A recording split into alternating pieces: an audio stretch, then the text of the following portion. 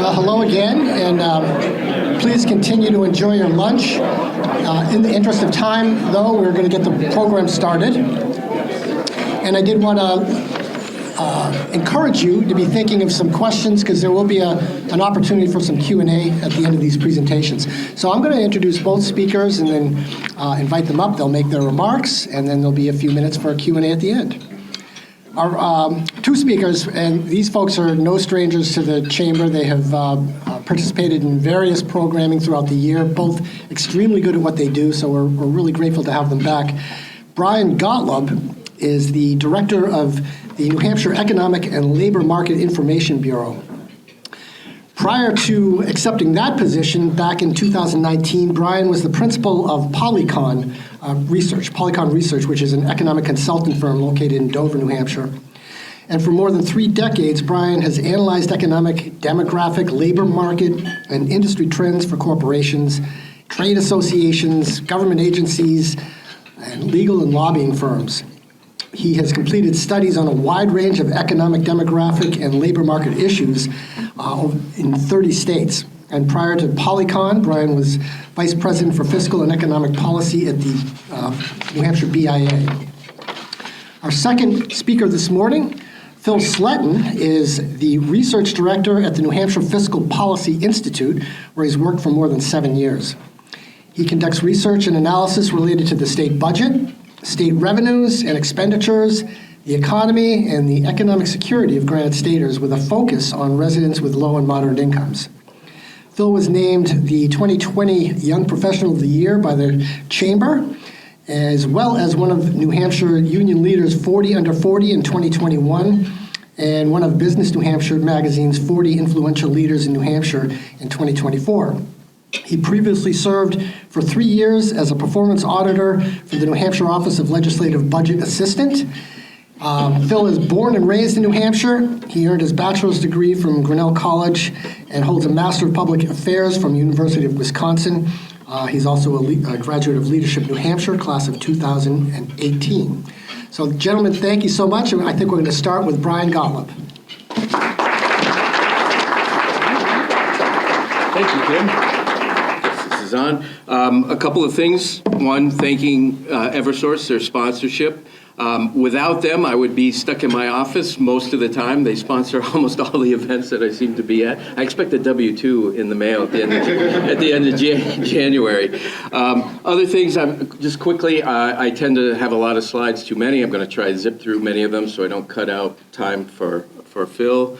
A couple of things, just to start out. One, I have to use this caveat each time, this year in particular. I'm not a political person. I will talk about some issues that tend to be prominent in the political space right now. I'm not doing it from an ideological or political perspective, simply on the basis of what I think the impacts might be on the New Hampshire economy and the national economy. And there's a number of those that potentially could affect the outlook. The other aspect of that is that this is a really difficult year to do economic forecasting, because a lot could change in a relatively short period of time, depending on what issues come to the fore, and they're already at the fore, but how they get implemented at the national level. So with that long introduction, and I apologize, I'm going to start a timer here. There is no clock here, so I'm going to set a timer, make sure I get off the stage in a reasonable amount of time. You're welcome. Just in case I lose you, good chance I will. This is the overall outlook of what I'm going to be talking about, and my overall what I think is going to happen in the coming year. One, I think the U.S. economy is performing really well, and it has been for some time. The probability of a recession, I think, is quite low. It maybe has ticked up a little bit since I originally started doing forecasting for 2025. Big part of why the outlook is so strong is that job losses are really low. Nationally, they're really low, and when I show you a chart on what's happened in New Hampshire, near historically low standards for job losses. So job losses aren't occurring, income isn't falling. If income isn't falling, then expenditures aren't falling.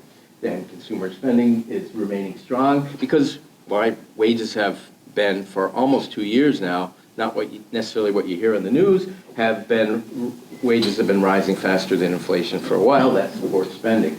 So low layoffs, rising incomes, And I put moderating inflation underlined in red here because when I first did my forecast, inflation was moderating. It did tick up if you follow yesterday's release of the CPI data, but moderating inflation should lead to lower interest rates. That's also in question, more in question than it was a month or two ago. They're keys to the positive outlook. I'm really, been pleasantly surprised with how New Hampshire has ended the last half of 2025. I think we're ending the year and entering 2025 with some significant economic momentum. That belies some of what you're going to see from me and probably more from Phil in terms of what's happened on the revenue side. There is a bit of a disconnect on some of which, by the way, is just self-inflicted. And I'll let Phil talk about that because I'm a state employee. But I'm not, well, I'm relatively protected.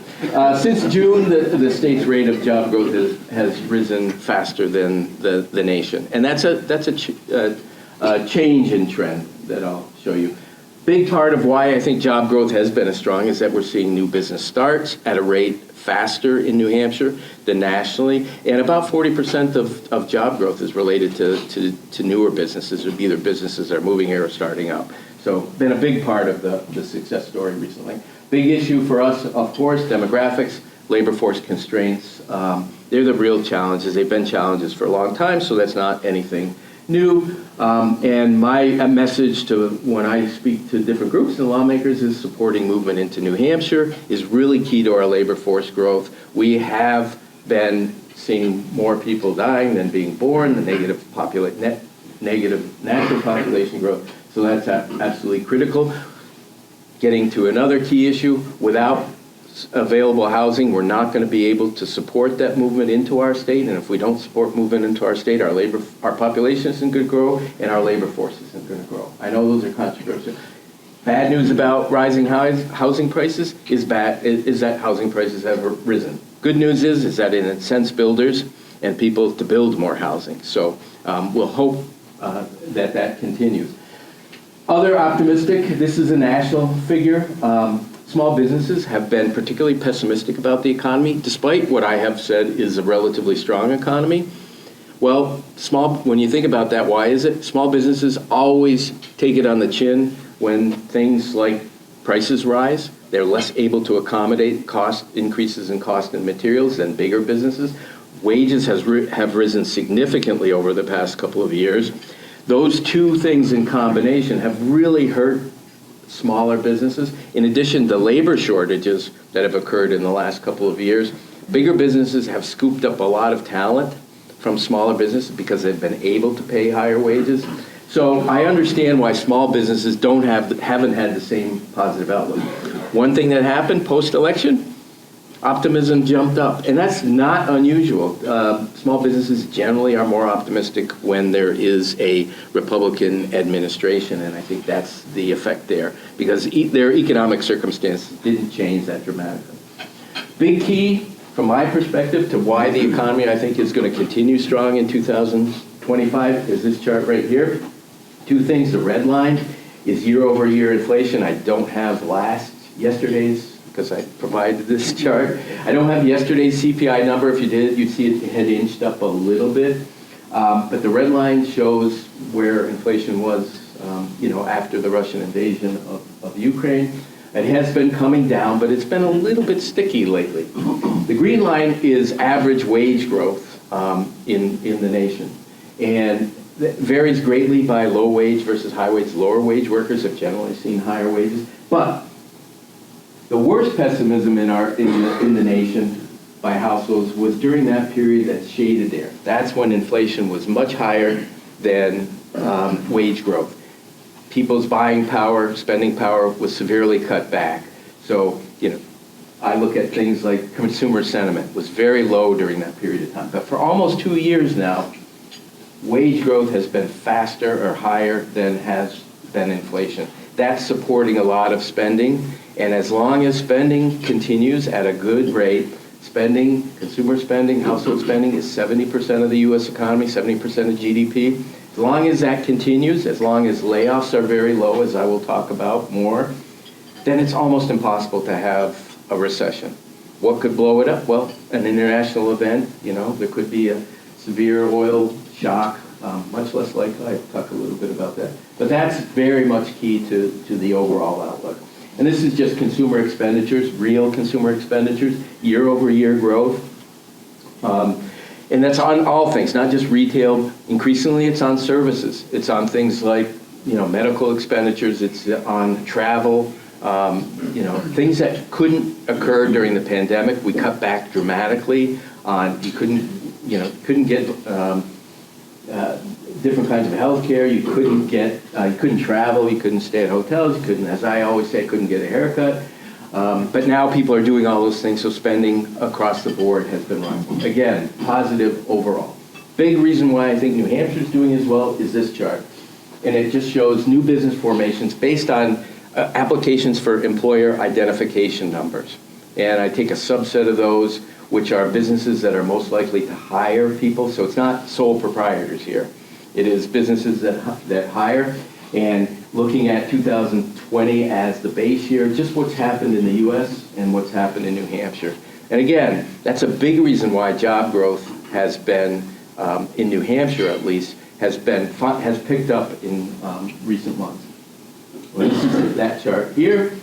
I would generally like to show the local economy, but there isn't a monthly number for jobs located in the Concord region, unfortunately. But what you see here is year-over-year private sector job growth. I was focused on private sector. And you see we had been growing. Everybody was very high after the pandemic. We were rehiring, gradually slowing of job growth, but still strong. 1.5% is good historically if you look at it. But we dipped below. We dipped below New Hampshire, or New Hampshire dipped below the U.S. But if you look basically since summer, things have really picked up. Now, hopefully that won't change based on something called benchmarking, where we match up the survey to actual payroll records, but I think it will remain. It's a positive sign entering 2025. Where we stand compared to other states, this is a chart that shows all 50 states and how much private sector job growth has occurred on a percentage basis since their pre-pandemic high. Most states' pre-pandemic high was in February of 2020. New Hampshire's was February 2020. There were some states that was January of 2020. A few were December of 2020 or 2019. Anyway, this shows in relation to all other states where we stand. Thing that really jumps out from my perspective is how much better we are than our neighbors, than our New England neighbors. How much better in general we are than all of the northeastern states. There is no northeastern state there that has faster private sector or more private sector job growth than New Hampshire. And we know the Northeast has generally been a slower growth region for a lot of reasons, demographics being one of them, people moving out of the region. So it's really positive. States on the far right are states that are generally had much less significant efforts to control the pandemic, so they didn't have the shutdowns, et cetera. But we're in a good position relative to our neighbors. I think this speaks well to both the policies and just our overall business climate. Just taking a look at job postings, and it shows where Concord is. This Concord NECTA, what's NECTA? New England City and Town area. Those are going away. The wisdom of the U.S. Bureau of Labor Statistics aren't going to do NECTAs anymore. My organization will try to keep those alive. But what it shows is demand for workers pretty solid. And when you look at New Hampshire, again, kind of had a good pickup mid-2024. Concord even a faster pickup. So the demand for labor remains pretty strong compared to New Hampshire for Concord. I mentioned that layoffs are very low. This is a chart that shows new claims for unemployment as a percentage of employment. So on a monthly basis, going back almost, over 20 years. And where we are, hopefully this is the point. I'm not even going to risk it. Good chance I'll turn off this whole thing. I didn't put my glasses on. I don't need my glasses there, but I do need them here. Just confession there. So we're, as a percentage of overall employment in the state, how many people are seeking unemployment claims or filing unemployment claims on a monthly basis? historically low. Why is it blank? Why is the break in the time series? Because if I graph that time series in 2020 and 2021, none of these, you would not see any of these other lines. On a monthly basis, we were seeing maybe 2,000 or 1,600 to 2,000, maybe a little bit less people. I will tell you, in 1 week, we saw 23,000 claims for unemployment during the pandemic. So if I graphed it, you wouldn't see any of the other lines. But really positive. And it's true nationally, too, although even better in New Hampshire than nationally. Issue that we face is this labor force growth here. This is an index number, because I can't graph U.S. labor force at 160 million with New Hampshire. Just from January of 2020, how on a percentage basis has it changed? The number of people in the labor force. You see the U.S. labor force is larger now than it was in January of 2020.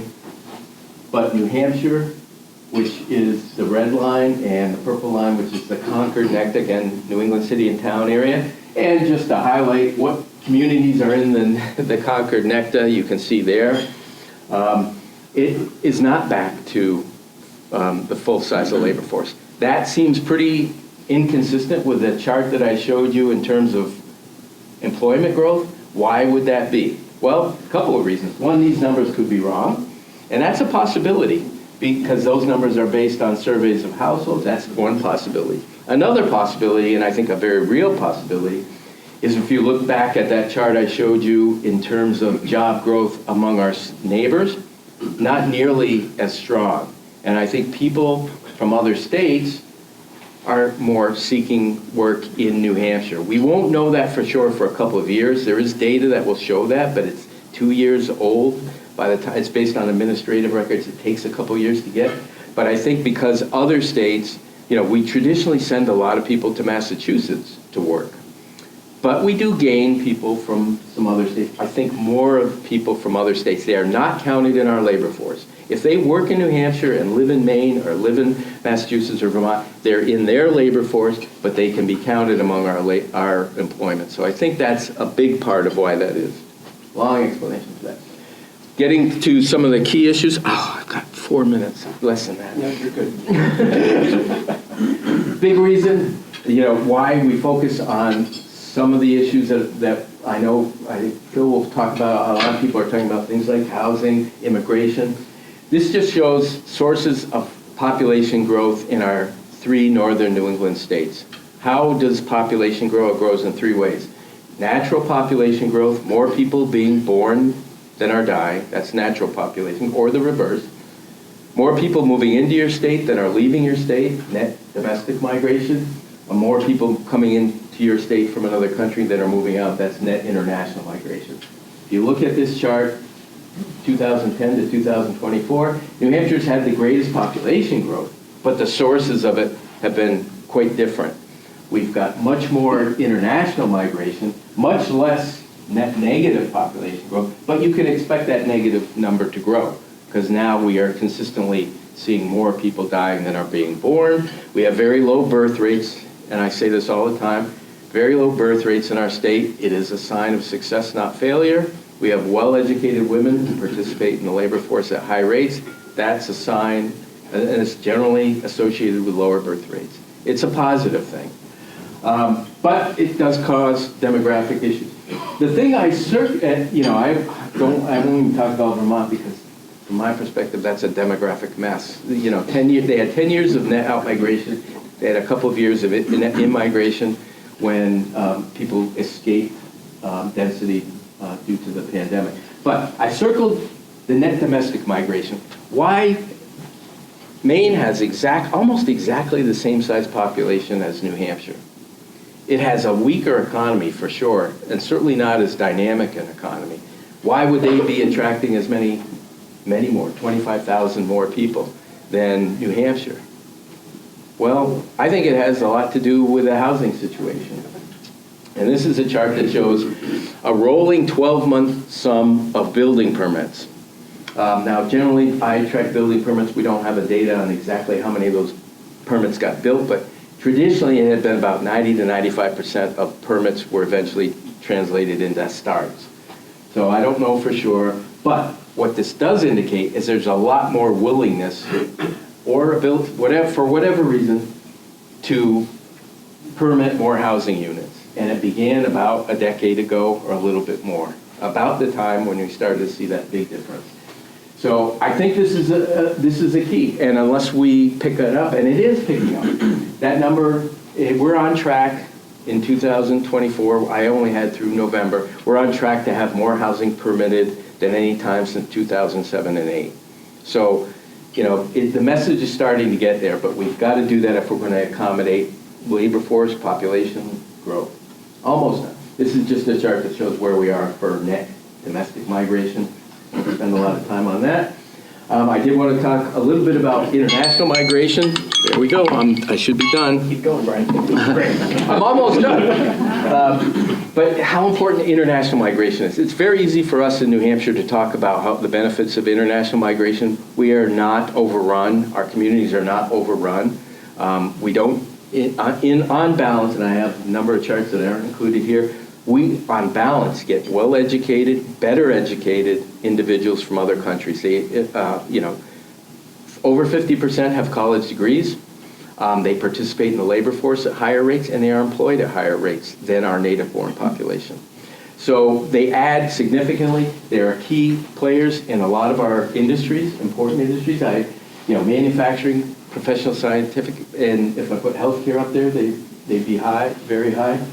I put in red construction because I don't believe that number. That's basically, these are based on American Community Survey data. Undocumented individuals are employed a lot in the construction industry. They're not answering surveys, so I know that the percentage in the construction industry is actually a lot higher. But they are key players in a lot of industries. I don't want to spend a lot of time on this. What's happening on budget, Phil's going to talk a lot more about that in a lot more detail and insight. But I track revenues, and I track particularly revenues that I call from economically sensitive sources, things that vary based on economic conditions. And this is just a 12-month sum and on a 3-month moving average basis. Basically what I'm trying to do here is establish a trend and get the noise out of the data. And this just shows you the trend, how dramatically they have fallen off, basically since the summer of 2024. And those are the revenue sources that are included in that. And when you break it out by business taxes, BPT and BPT, and the other, it's all basically based on business profits and business enterprise tax falling off. A little bit inconsistent with the data and showing the strength of the economy. And, you know, understand that we are getting rid of the interest and dividends tax. So if I think I heard a presentation that they were anticipating a $300 million shortfall. Was that correct, Phil? Something like that? Take those to the 2 years of the next budget. Yeah. 180 of that is interest and dividends tax. So that's the self-inflicted part that I talked about. My forecast, I won't spend a lot of time. I do think things will slow, but it's still pretty solid. GDP, unemployment will rise a little bit. In terms of New Hampshire, this is a real change. The last 2 years, I've under-forecast New Hampshire job growth by almost half, or half.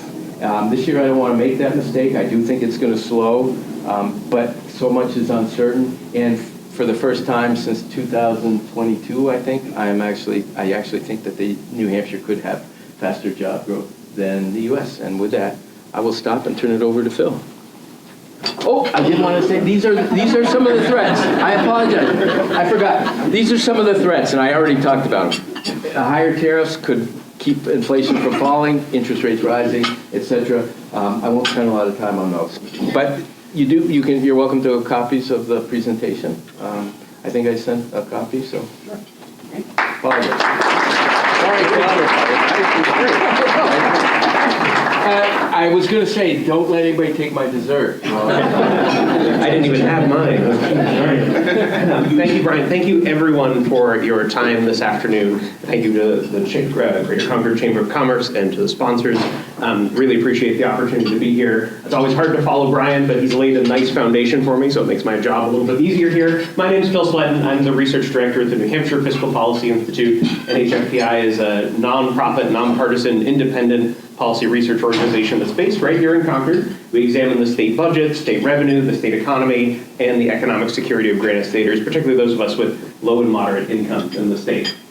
So I'm going to talk to you a little bit about the economy. Again, Brian covered it really well, as he always does. I'll put in a few more items relative to the state's economy and household finances. And then I'll talk a little bit about the state budget and federal policy, because those interact with the economy as well, as Brian just referenced, and as you may have seen there on his last slide, which is worth studying if you haven't spent the time to look at, or when you spend the time to look at those slides later. So let's talk about the economy first. And I'm not going to show you very much national level data here. This is the only slide that is totally national data. But I think it is worth emphasizing that over the last 5 years, we've had a pretty rocky up and down economy. A lot has happened in the economy.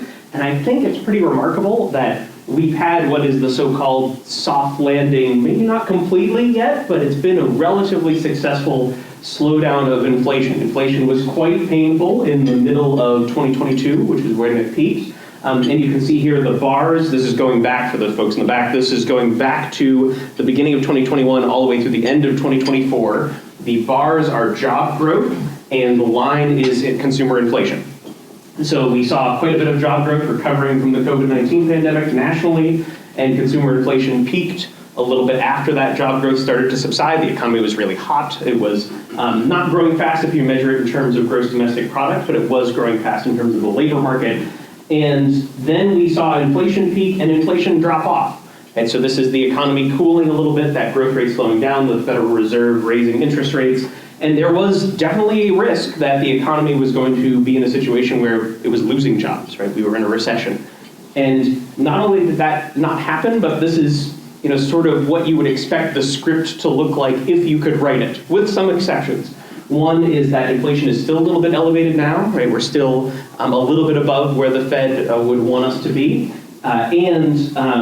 Job growth has been robust. It's been a little bit uneven. Some of that has to do with some of the natural disasters that have occurred and how they've affected the survey data. But it's still a pretty strong labor market, as Brian outlined in a little bit more detail. So I wanted to give you that big picture, because this is a pretty favorable environment, not perfect, but a pretty favorable environment going into 2025. Now, what about in New Hampshire? Let's talk about the median household in New Hampshire and what the spending power is, because as Brian outlined, consumer expenditures has driven a lot of that resilient economy that we've seen leading up to now.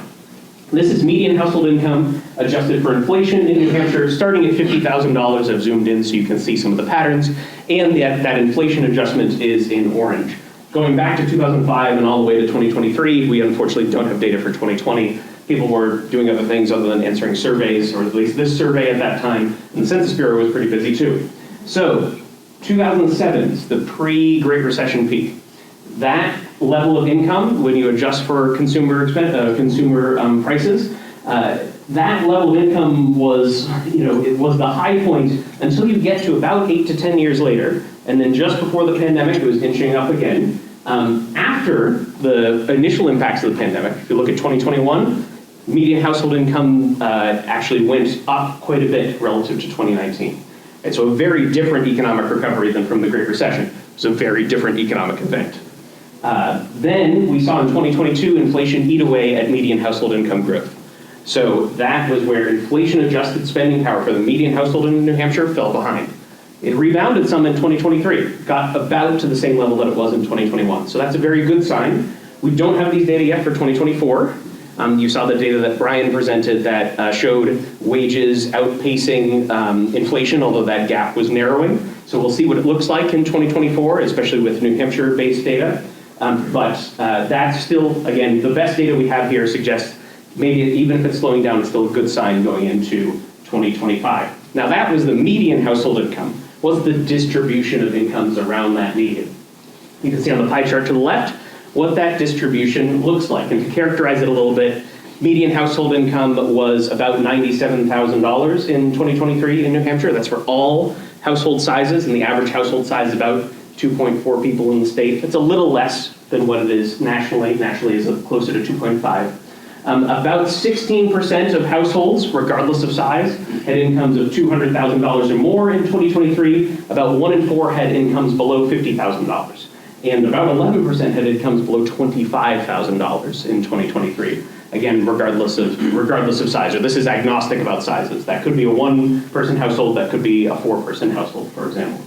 Some of those households, especially on the low end of the income scale, are in official poverty, so to speak, by the official poverty measure, but not all of them are. So to give you a sense of what that official poverty measure says is poverty level income, in 2023, for a household with a single person under 65, that was about $16,000. And for a 3-person household, 2 adults and 1 child, that was a little under $25,000. So that gives you a sense of when we talk about people in poverty in New Hampshire, and really by these measures are the same for all the 48 contiguous United States in the official poverty measure. That's the level of income that we're talking about. And that was about 98,000 Granite Staters, or about 7.2% of the population in New Hampshire in 2023. So when we think about consumer expenditures, think about the array of household incomes that we see in the economy.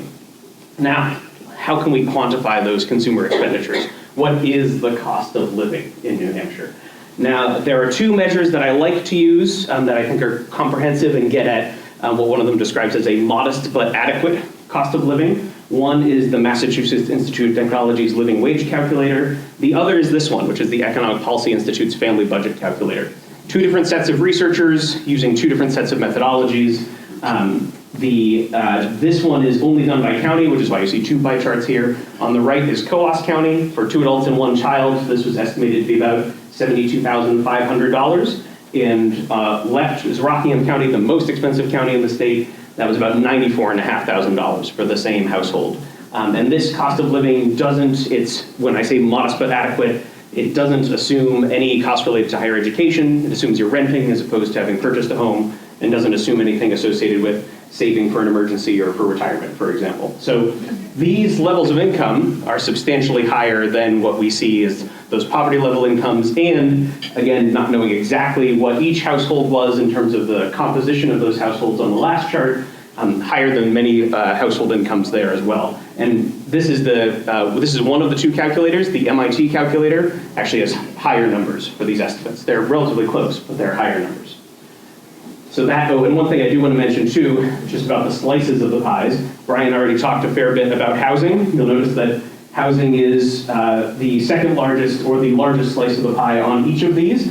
Housing is it's much more expensive in Rockingham County on the left than is in Coos County on the right.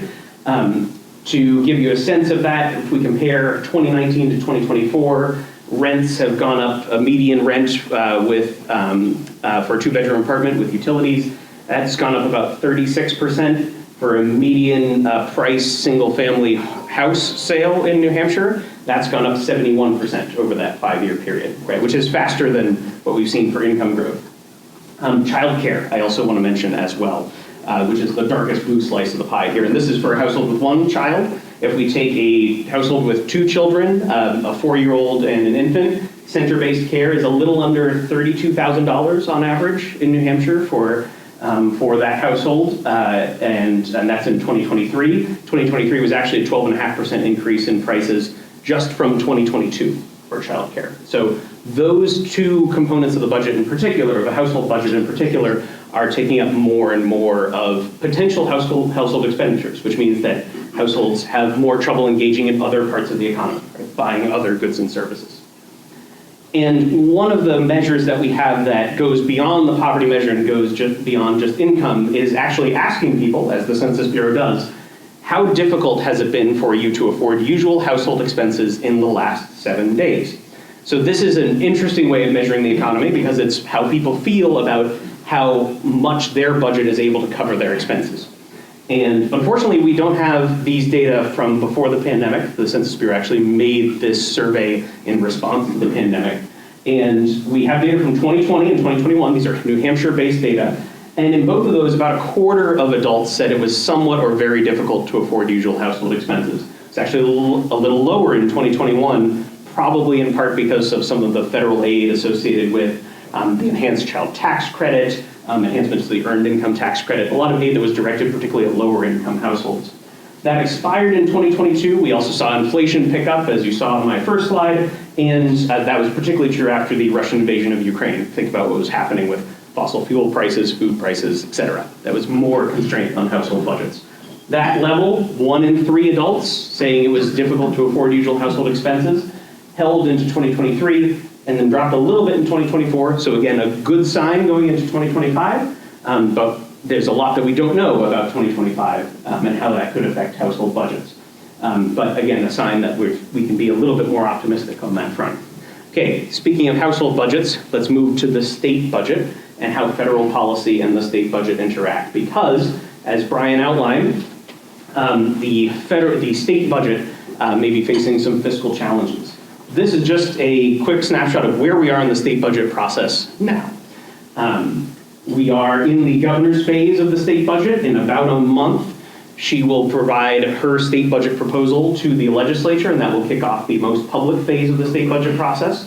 We'll move to the House first and then the Senate, and if those two chambers disagree, which sometimes they do, then you get to a committee of conference where they work out their disagreements.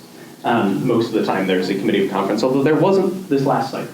So that gives you a sense of where we are now. We're entering the most public phase of really what is a little bit more than a year-long process. And we're entering it with the revenue picture, again, as Brian alluded to, not looking so great. These are revenues to the general and education trust funds, which all you need to know is that's where most of state revenue that the state actually collects, particularly through tax revenue sources, goes. This is a long time horizon. Right? This is going back more than 10 years, and it's comparing year-over-year growth, 12 months, the most recent 12 months to the prior 12 months, and what is the average that's collected each month. So what you see here is we've had revenue bump ups over that 10-year period for a couple different reasons, some having to do with underlying growth in the economy, some having to do with policy, but we saw really substantial growth after the initial impacts of the COVID-19 crisis. That's this high part right up here, right? And we are tailing off from that now. So revenues are higher, like they've plateaued higher, but we've seen revenues, especially in the last, again, 6 months, if we compare year over year, erode quite a bit. And right now the state has roughly a $41.2 million revenue deficit relative to where it planned to be. So that's the long view of this. I'm happy to unpack that in more detail if folks want to know some of the reasons why. But there's some future reasons that will actually probably make that picture a little bit more challenging, particularly the repeal of the interest and dividends tax, which doesn't show up on this graph yet, because that just happened this month. So revenues are down a little bit, but that in and of itself is not a huge challenge. Some of the challenges that are coming are the looming questions about what's going to happen with the state budget, and I'll move through this quickly. There are two ways in which I think this is you, Brian. No, it's okay.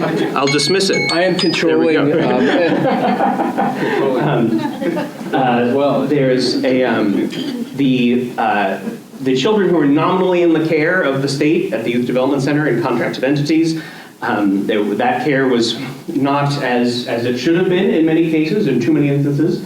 So the abuses that happened associated with the Youth Development Center are now likely going to be a substantial fiscal cost for the state. What that cost is hard to know at this point. The settlements are capped at $75 million per year. To give you a sense, there's about $470 million in pending settlements, so not yet settled as of September 2024. That is about equivalent to the amount of revenue that the second largest tax revenue source the state has, the meals and rentals tax, brought in last fiscal year. Right? So we're not talking about a small amount of money, and even for the state. And then there are court cases that are outside the settlement process. We don't know how much those are going to be and what that ends up looking like. There are also decisions related to education funding at the state Supreme Court. Those can have a substantial fiscal impact as well. There's construction of a new state prison for men. That's potentially $500 to $600 million. Will be bonded, but that bond payment is going to be an annual payment over time, or expected to be bonded anyway. And then there are changes to federal funding that could happen in 2025. And that's a significant part of the state budget when we think about federal transfers. This is the current state budget. You can see that blue slice, that largest blue slice, those are federal funds. that come into the state. About $1 in $3 that pay for state operations come from the federal government.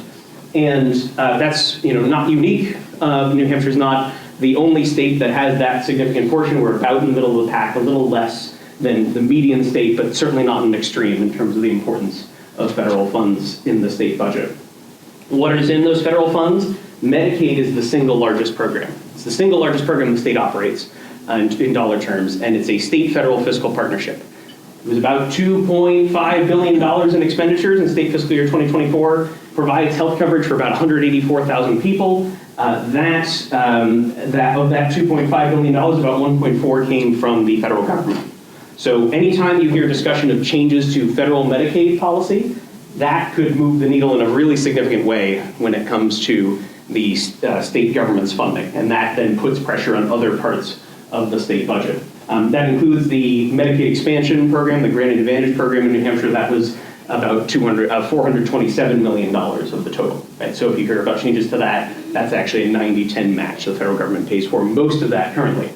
Federal transportation aid through a wide variety of programs, education aid, clean and drinking water programs, water infrastructure programs, food assistance through the Supplemental Nutrition Assistance Program, the Women, Infants, and Children Nutrition Assistance Program, temporary assistance for needy families, the State Fuel Assistance Program, or LIHEAP, and Veterans Care Aid. Those are all substantially federally funded as well.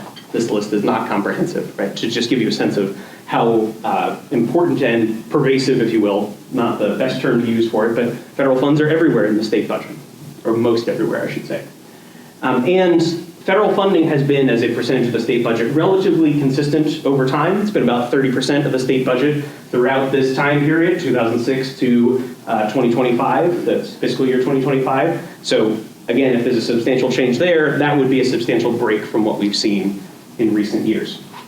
And this is not just a fiscal consideration. This is not just state budget and policymakers thinking about how can we arrange funding for services, but this does have an economic impact. And if you look, this is an analysis from Moody's Analytics from 2021 saying for every dollar invested in the economy, every federal dollar invested, what is the economic output by the end of the year? And at the top of that list is the Supplemental Nutrition Assistance Program. Food assistance is the most, by this analysis, which agrees with others from the Congressional Budget Office, the U.S. Department of Agriculture, and some other analyses as well. That is the most economically stimulative program, right? When we look at the list that they examine, as well as things like the Low-Income Home Energy Assistance Program, transportation infrastructure spending, aid to state and local governments, et cetera. So there's an economic variable in here as well, because those dollars that come from the federal government come into our state economy too.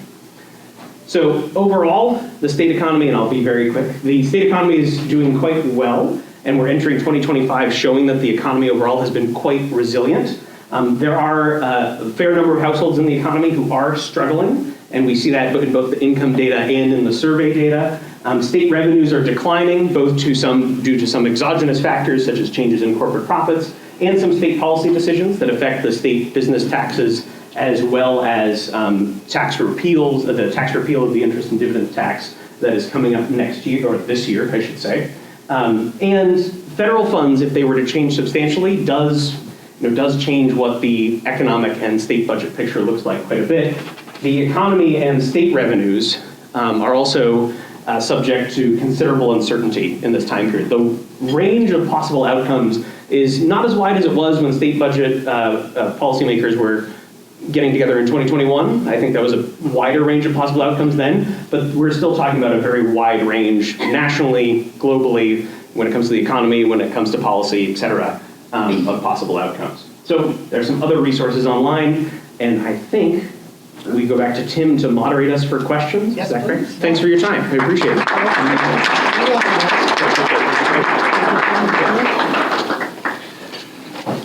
So we do have a few minutes for some questions from the audience, and I've got a few here, but if folks want to jump in, happy to accommodate. Not seeing that quite yet. Answered every question. You did, okay. So Brian, you went quickly through threats toward the end of your Yeah, presentation. I want to dig into that a little bit. What do you see as like the top 2 or 3 threats that'll happen maybe on the national level or world stage that could affect us here? Yeah, clearly my number one, and I think it's the most immediate threat, is the possibility of higher tariffs. And I include isolationism because that's kind of the larger issue. But tariffs have a number of pernicious effects. Obviously, one of the things that they do, they're designed to protect industries that are located in the country, but they will raise prices, and they will raise prices for households, but they'll also raise prices for other businesses. The thing that isn't talked about much when you talk about tariffs and their impact is that not only do they raise the price of imported goods, they tend to give a license for domestic producers to raise their prices as well. And you can count on that happening. And, we really are counting on inflation coming down, and my forecast really counts on that, and interest rates coming down. If, we start implementing a large-scale tariffs, and particularly with some of our neighbors, New Hampshire does a lot of trade with Canada. And, a trade war with Canada would be particularly problematic. So that's number one. But New Hampshire, I think, in particular with immigration, I didn't put up a slide here, but there are a number of organizations that not only rely on immigrants, but people who are working here temporarily. And I'm talking across the board. Really high skill, the H-1B visas, which go to people with at least a bachelor's degree or higher, working in industries, and I have a list of those. I can tell you all of the companies, and there are some very prominent companies in New Hampshire. So that's a big part of it too. So those are the two. I have like oil price spikes. New Hampshire, the nation has been able to handle, real problems in the international oil market better than we ever have. So that's kind of a declining risk, but definitely higher tariffs and reducing immigration, both of those will cause inflation because reducing immigration will raise wages because it will exacerbate labor shortages. Thank you. Follow-up question, and Phil, maybe direct this a little bit at you. I don't know if you can answer this, but towards the end of your presentation, you had a slide that talked about the federal dollars in something around a 30% number in terms of what types of investment the federal government makes in New Hampshire. So do you have a sense for how that compares with other states? Yeah, so as a percentage of our overall state budget, we are not an extreme. There are some states that are much more reliant on federal programs, particularly states with lower incomes, because lower income states have a higher Medicaid match. And what that effectively means is we have a base amount of, in most Medicaid programs, there's a $1 per dollar match. So $1 is raised by the state, $1 is raised by the federal government. Those $2 go to fund health coverage for someone in New Hampshire, right? A lot of states have that 50-50 match, that's the minimum amount, but some states have a much more favorable match. 75% match or a 77% match, for example, which means that they're putting in fewer state dollars. And that's based on socioeconomic indicators. So those states tend to be much more reliant on federal revenue for their budgets. That's not for the economy overall, because then you have programs that you interact with directly at the federal level, like Medicare, for example, separate from Medicaid. And Medicare is an entirely federal program. So there's different ways you can measure it on that front, but there are also states that rely much less on the federal government, and we are close to the middle, right? We're a little less reliant than, in terms of relative to our state, percentage of our state budget, we're a little less reliant than the median state, but we're close to where the median state is. So when these policy questions, these fiscal policy questions come up, I went the wrong way, sorry. When these fiscal policy questions come up in 2025, right, about how is the federal government going to fund its own budget and where do states play a role in that? These questions will also be asked by other states around the country. Thank you. Questions from the floor? Oh, Mr. Pollack. Maybe a question for Tim. I'm sorry, for Phil.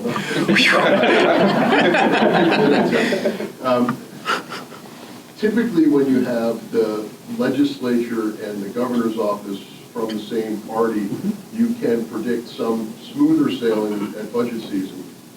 Not the case more recently. What is your sense of what's ahead for the next few months? And Where do you see the arguments occurring for this year's budget? Ari, you asked me a political question. So yes, we have, for example, in 2017, which was probably the closest in terms of the sets and margins of policymakers, if you will, that we have to today, although the margins were different. In 2017, the House actually didn't pass a state budget, right? The House didn't reach agreement on a state budget, and the Senate basically took 2 other House bills and amended the governor's budget to those, and then carried forward with that. So there is definitely precedent for it being difficult to craft a budget that would garner a majority support, even when you have a trifecta of control under one group of policymakers. So I think that really this and these are going to be very important for understanding the answer to that question. Do these risks, right, do these fiscal constraints hit the state budget, hit this state budget as opposed to subsequent ones, and then what's their timing? For example, the state Supreme Court's education funding decision could be substantially further out, or at least parts of it could be substantially further out. That might not affect this state budget. The Youth Development Center variable is a really big one. How that affects this state budget relative to the services that policymakers decide to fund, I think is a really open question. This is the part that we know, though, right? We know that revenues are not where they have been in past years, and we know they're going to go down further because of the repeal of the interest and dividends tax, and probably, national corporate profits are probably not going to grow at the same pace that they did during this period. Right? A lot of this growth is because of the business profits tax doing very well in terms of the revenue that's collected. We've made some changes to the business profits tax base, which I think are hard to predict. We've also reduced the rate over this time period. So this part, even just with this part, I think makes it a more difficult budget cycle than any of the last 4, because over the course of the last 4, this green line has generally been above 0. And that's not what we're seeing now. So I think that the question in my mind is in these different phases of the budget process. We'll see the governor's phase soon, then we'll enter the House phase, we'll enter the Senate phase. What do leadership, or the decision makers, if you will, in each of those phases see as their priority for the budget, the next state budget, and what is the message that they want to send to the other actors in this space before they get to the final stage in committee of conference? So I hope I answered your question, Ari, but I think that because it's the budget, I feel comfortable saying the numbers are not going to drive everything, but they're going to drive a lot of the conversation. And right now the numbers are as such that this conversation will, I think, be quite a bit different than we saw in really the last 4 budget cycles, including 3 of the 4 where the control of the process rested with a single group, if you will. Well, we are right at 1 o'clock, so this is probably a good time to wrap things up. Big thanks to Phil and Brian for a great presentation.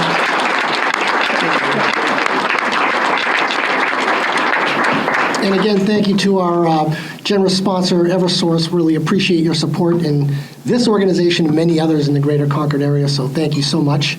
And look forward to seeing you all again in a future chamber event. Thank you.